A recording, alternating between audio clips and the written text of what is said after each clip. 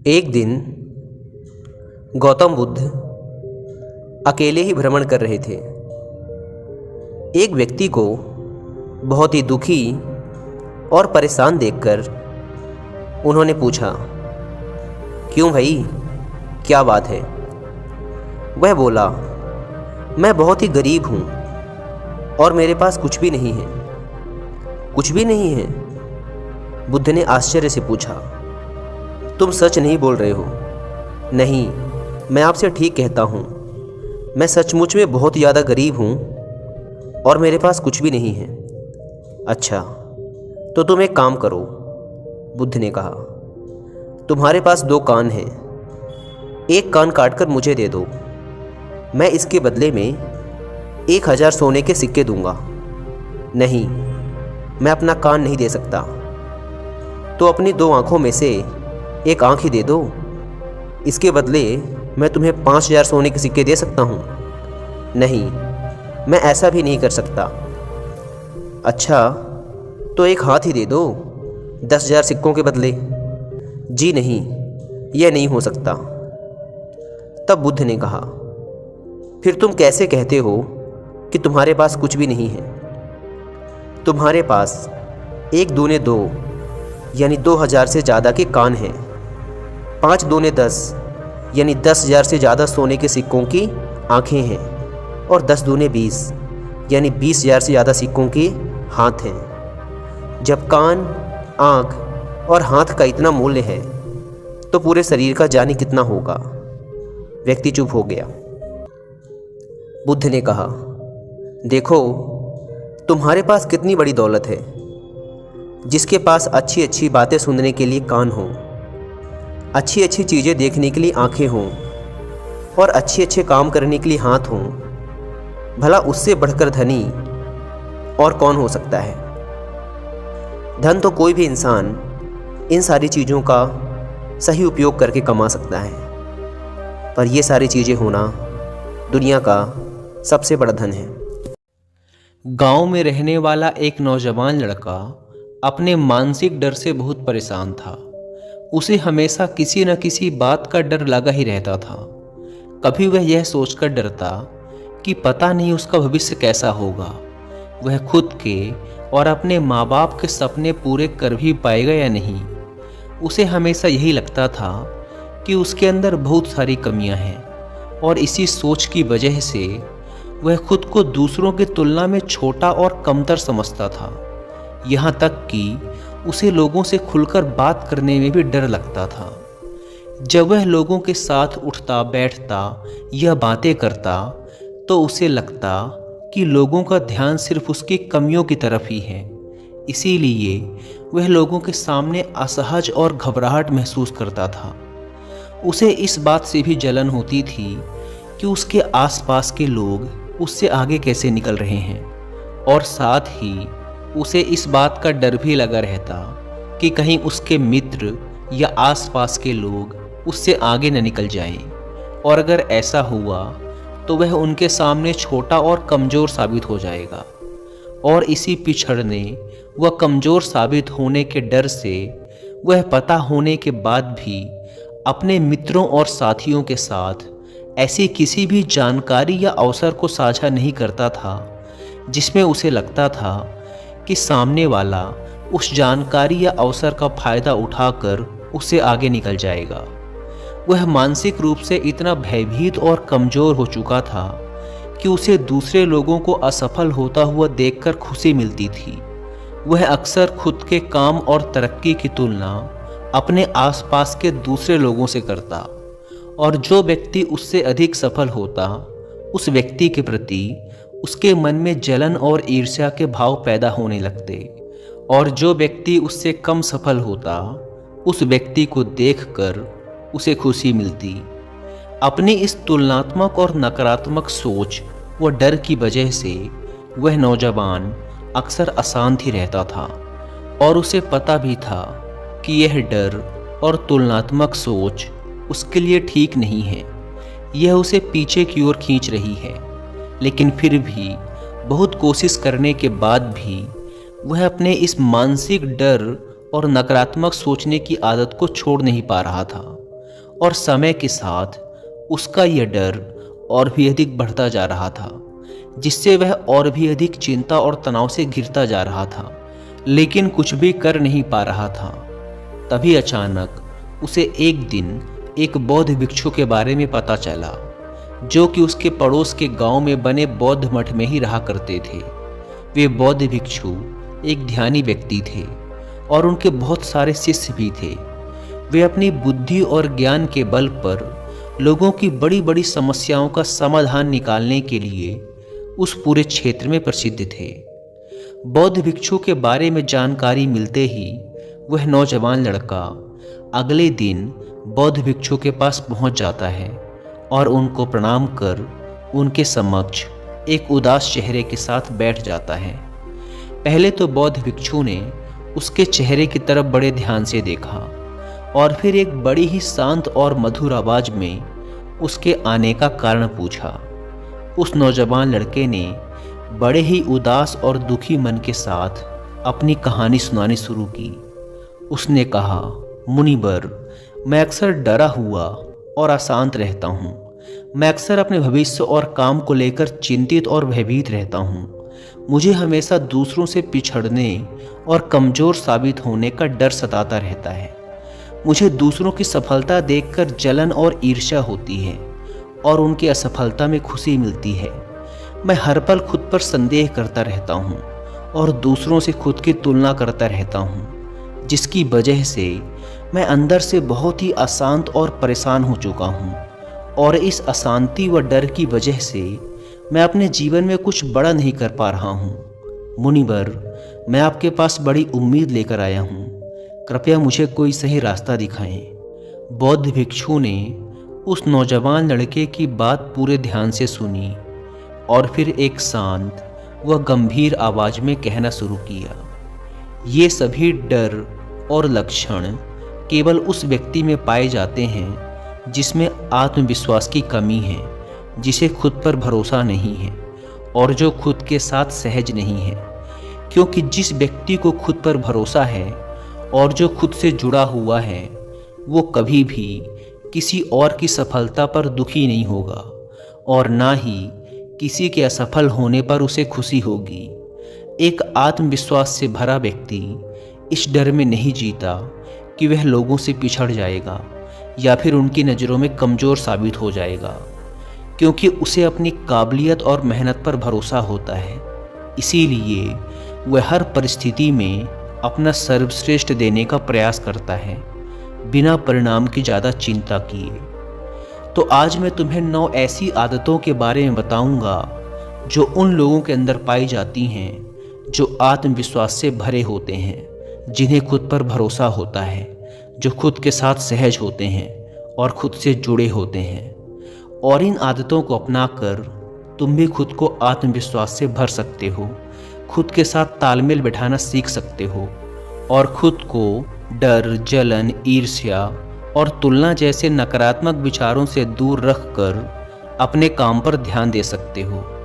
तो मेरी इन बातों को ध्यान से सुनना और ये समझने का प्रयास करना कि तुम कहाँ पर खड़े हो, यानी इनमें से कौन सी आदतें तुम्हारे अंदर हैं और अभी ऐसी और कौन सी आदतें हैं जो तुम्हें अपने अंदर विकसित करनी है, एक शांत, खुशहाल और सफल जीवन जीने के लिए। तो चलो शुरू करते हैं पहली आदत से। तो पहली आदत है कि चीज़ों और बातों को व्यक्तिगत रूप से लेना बंद करो। हर चीज़ को व्यक्तिगत यानी अपने ऊपर लेने की कोई ज़रूरत नहीं है, क्योंकि कोई भी इंसान अगर चीज़ों को व्यक्तिगत तौर पर लेता है, कोई भी बात अगर किसी समूह के लिए बोली जा रही है या आमतौर पर सबके लिए बोली जा रही है और वो व्यक्ति उस बात को अपने ऊपर ले लेता है, तो फिर वो वहाँ पर बहुत ज़्यादा अपमानित महसूस करता है और अपने आत्मविश्वास को बहुत गहरी चोट पहुँचा लेता है। हमें चीज़ों को व्यक्तिगत रूप से लेने की बजाय, उसे व्यक्तिगत अर्थ देने की बजाय उसका सामूहिक और पारिस्थितिक अर्थ निकालना सीखना चाहिए।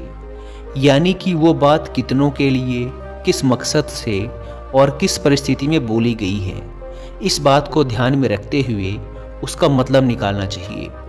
और जो भी व्यक्ति अपने साथ सहज होता है उसे खुद पर भरोसा होता है। वह खुद को जानता है कि वह कौन है, इसीलिए वह कभी भी चीज़ों को व्यक्तिगत रूप से नहीं लेता। इसकी बजाय वह मौजूदा परिस्थिति के अनुसार उस बात का मतलब निकालता है। जब हम परिस्थिति और मौके के अनुसार चीज़ों या कही गई बातों का मतलब निकालना सीख जाते हैं तो फिर हम खुद को बेवजह का दोष देने और खुद पर बेमतलब का दबाव बनाकर परेशान होने से बच जाते हैं। दूसरी आदत है अपने आप पर, अपनी काबिलियत पर भरोसा रखना। अपने आप पर भरोसा करना ये सबसे खूबसूरत एहसास है।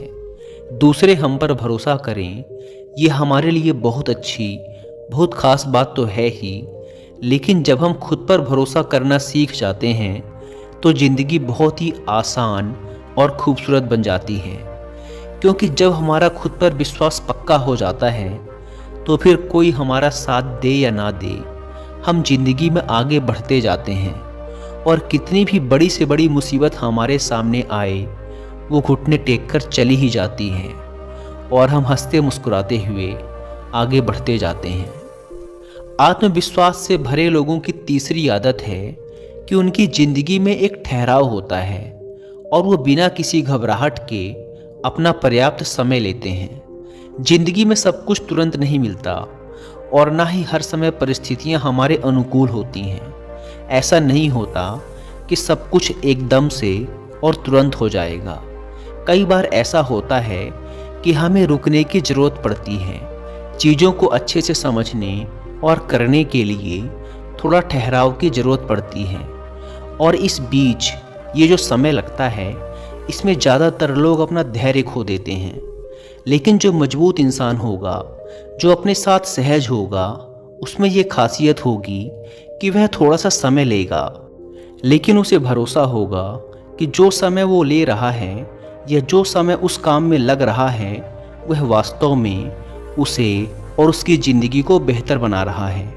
तो वो इंसान खुशी खुशी अपना समय लेगा, इंतज़ार करेगा और विचलित व परेशान होने की बजाय उसके अंदर बहुत सारा धैर्य और आभार होगा कि चलो चीज़ें कम से कम बेहतर तो हो रही हैं। तो वो समय की कद्र करेगा, अपने अंदर शांति बनाए रखेगा और समय बहुत ही अच्छे से और शांति से बीत जाएगा। आत्मविश्वास से भरे और मानसिक रूप से मजबूत लोगों की चौथी आदत है कि वो दूसरों को भी आगे बढ़ाने में विश्वास करते हैं। एक मजबूत इंसान ही दूसरे को भी आगे बढ़ा सकता है, उसे ऊंचा उठा सकता है, उसे कुछ सिखा सकता है। जो इंसान खुद में मजबूत होता है, खुद को पसंद करता है, खुद के साथ सहज होता है, संतुष्ट होता है, वही इंसान दूसरों की मदद कर सकता है। लेकिन जो खुद ही बेचारा है, खुद ही कमज़ोर है, स्वयं से संतुष्ट नहीं है, वो क्या दूसरों की मदद करेगा? उसे तो खुद दूसरे लोगों से मदद की ज़रूरत है। लेकिन जो इंसान खुद पर भरोसा करता है वह खुद के साथ सहज और संतुष्ट होता है। इसीलिए वह किसी भी प्रकार की जलन, ईर्ष्या या तुलना के चक्कर में नहीं पड़ता। उसे दूसरे लोगों की मदद करने में भी खुशी मिलती है, क्योंकि वह जानता है कि जितना मैं मजबूत हूँ उतना ही अगर कोई और मजबूत बनता है तो मजबूत लोगों का एक समूह बनेगा और सब मिलकर मजबूती से आगे बढ़ेंगे। खुद पर भरोसा करने वाले और मानसिक रूप से मजबूत लोगों की पांचवी आदत है कि वो बिना ज़्यादा क्रोधित हुए, बिना अपना आपा खोए, बिना किसी को नुकसान पहुंचाए और बिना डरे अपनी बात को अच्छी तरीके से रखना जानते हैं। क्योंकि ऐसा इंसान अपने साथ सहज और ईमानदार होता है। इसीलिए उसे अपनी गलतियों के बारे में भी पता होता है और ये भी पता होता है कि कहाँ पर वो निर्दोष है। इसीलिए वो अपनी गलतियों को पूरी विनम्रता से स्वीकार कर लेता है और जब वो सही होता है तो बिना डरे अपना पक्ष लेता है और अपनी बात पूरी मजबूती से रखता है, लेकिन अपनी शालीनता के दायरे में रहते हुए, बिना अपनी मर्यादा खोए वो इंसान बहुत अच्छी तरीके से अपनी बात को 100 लोगों के सामने रखना हो, 1000 लोगों के सामने या फिर पूरी दुनिया के सामने, वो ये अच्छी तरीके से जानता है कि उसे कब क्या कदम उठाना है। इसी प्रकार से इन लोगों की छठी विशेषता है कि ये लोग मानसिक और भावनात्मक रूप से मजबूत और शक्तिशाली होते हैं। सही मायनों में मजबूत यानी अंदर से शक्तिशाली कौन होता है? जिसे ज्ञान होता है लेकिन उस ज्ञान का कोई घमंड नहीं होता, जिसे सही समय पर सही काम करना आता है, जिसे विनम्र रहना आता है, जिसे दूसरों की मदद करना आता है, वही इंसान वास्तव में शक्तिशाली होता है, स्वतंत्र होता है, आत्मविश्वासी होता है, सफल होता है, संतुष्ट होता है। तो सही मायनों में एक मजबूत इंसान की पहचान ऐसी होती है कि वो अपने जीवन के सभी आयामों को मजबूत रखता है और खुद की ही तरह दूसरों को भी शक्तिशाली बनाने में विश्वास रखता है, क्योंकि वह जानता है कि सकारात्मक शक्ति को जितना फैलाया जाएगा वह उतनी ही गुना बढ़कर उसके पास वापस आएगी और वह और भी शक्तिशाली होता चला जाएगा। तुम खुद सोचो कि अगर तुम किसी कमज़ोर लोगों के समूह में रहोगे तो क्या होगा? धीरे धीरे तुम भी कमज़ोर बन जाओगे। लेकिन अगर तुम शक्तिशाली लोगों का समूह बनाओगे, उनकी शक्ति बढ़ाओगे, तो क्या होगा? धीरे धीरे तुम्हारी भी शक्ति बढ़ती चली जाएगी। तो ऐसे लोग सही मायनों में शक्तिशाली होते हैं। आत्मविश्वास से भरे और खुद से जुड़े लोगों की सातवीं विशेषता है कि ये लोग अपनी ज़िंदगी से संतुष्ट होते हैं। इसका मतलब ये नहीं कि आगे कुछ करने का जोश नहीं होता, आगे तो बहुत कुछ करना होता है, लेकिन अभी जो है उसके लिए धन्यवाद से भरे हुए होते हैं, संतुष्ट होते हैं, खुश होते हैं। दिल में सुकून, प्यार और एक सकारात्मक जज्बा होता है, क्योंकि संतुष्टि और धन्यवाद के भाव से ही आगे चलकर सफलता हमारे पास आती है, सौभाग्य हमारे पास आता है। लेकिन अगर हम असंतुष्ट हैं तो हम खुद से नाखुश रहेंगे, कमियां निकालेंगे, चिड़चिड़ करेंगे, जिससे यह ब्रह्मांडीय शक्ति, यह प्रकृति भी कहेगी कि हर समय रोता ही रहता है, कमियां ही निकालता रहता है, छोड़ो इसे, और जो मेरे खुशनुमा बच्चे हैं उनकी तरफ ध्यान देता हूँ। ऐसा होता है ना कई बार कि जो बच्चा हर समय रोता रहता है, चिड़चिड़ाता रहता है, शिकायत करता रहता है, तो कई बार उसके माँ बाप भी उसे उसी हालत में छोड़ देते हैं कि रहने दो इसे, अपने आप ही रोग आके थोड़ी देर में चुप हो जाएगा। लेकिन जो बच्चा प्यारा सा, खुशनुमा सा और शांत होता है, उसकी तरफ लोगों का प्यार और बढ़ता है, उसे और खुशियाँ मिलती हैं। तो कहने का अर्थ है कि जो लोग संतुष्ट होते हैं वो अपने साथ सहज और खुश रह पाते हैं और उनका अपने पर भरोसा बढ़ता चला जाता है। इसी तरह से इन लोगों की आठवीं आदत होती है कि ये लोग संतुलन में भरोसा रखते हैं। जीवन को अच्छी तरीके से जीने के लिए इसका संतुलित होना बेहद आवश्यक है। तो ऐसे मजबूत लोग जो अपने साथ सहज होते हैं, वो जीवन के संतुलित होने पर विश्वास रखते हैं। हमारे जीवन के बहुत सारे पहलू हैं, जैसे शारीरिक स्वास्थ्य, मानसिक स्वास्थ्य, घरेलू संबंध, सामाजिक संबंध, भविष्य के सपने, मौज मस्ती, सफलता इत्यादि। और अगर हम इन सभी चीज़ों को उचित समय देते हैं तो हमारे जीवन में एक संतुलन होगा। हम संतुष्ट रहेंगे, खुश रहेंगे, बीमार होने से बचे रहेंगे। लेकिन अगर हम जीवन के किसी एक क्षेत्र में बहुत ज़्यादा ध्यान देते हैं, उसमें बहुत अच्छा कर रहे हैं, लेकिन बाकी दूसरे क्षेत्रों में बिल्कुल पिछड़े हुए हैं, तो क्या होगा? हमारे जीवन में कभी भी वो संतुष्टि, वो खुशी, वो आत्मविश्वास आ ही नहीं पाएगा। हम ज़्यादातर समय परेशान ही रहेंगे। इसीलिए तुम्हारे जीवन के जो भी कमज़ोर क्षेत्र हैं उनकी ओर भी ध्यान दो और एक योजना बनाओ कि कैसे उन्हें बेहतर किया जा सकता है, जिससे तुम अपने जीवन में एक संतुलन स्थापित कर सको। नौवीं और आखिरी आदत है कि ये लोग खुले विचारों वाले होते हैं। जो भी इंसान खुले दिमाग का होगा वह नए विचारों का स्वागत करेगा, दूसरों की राय का भी सम्मान करेगा। लेकिन जो व्यक्ति खुले विचारों वाला नहीं होगा, बस मैं ही सही हूँ, इस अकड़ में दबा जाएगा और अकड़ अकड़ के अपना काम बिगाड़ देगा। दिमाग और दिल का खुला होना बेहद ज़रूरी है। मैं जैसा हूँ वो हूँ, लेकिन अगर दूसरा मुझसे अलग है तो इसका मतलब ये थोड़े ना कि वो गलत है।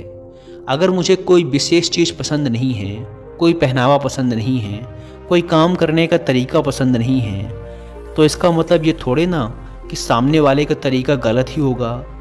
तो विचारों का खुला होना बेहद आवश्यक है।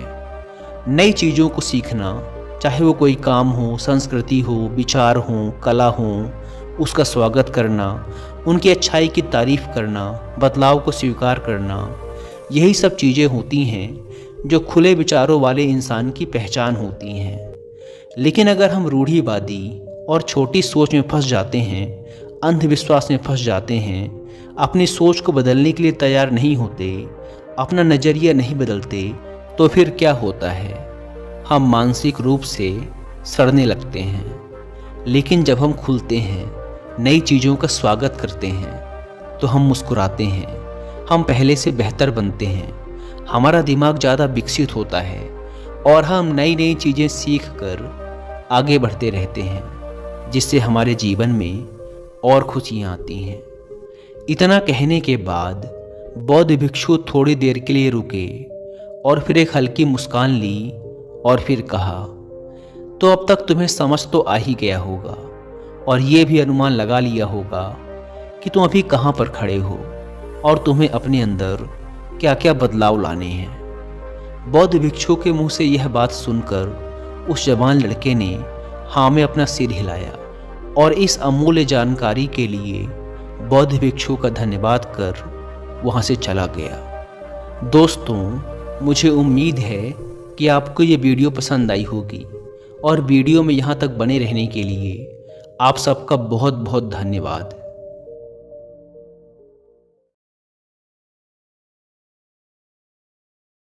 Thanks for watching. Please subscribe.